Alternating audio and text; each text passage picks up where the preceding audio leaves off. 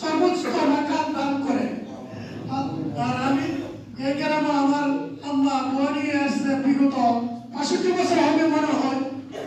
চলাফেরা করতে গিয়ে এই গ্রামে যদি কারো বেয়াদবি করে থাকে বা ভালো থাকে আমরা দিব, আর যদি কোনো বেয়াদবি করে থাকে আল্লাহর রাস্তায় ক্ষমা করে দিবেন।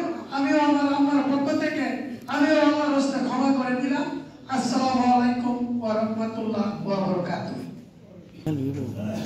মসজিদের ভিতরে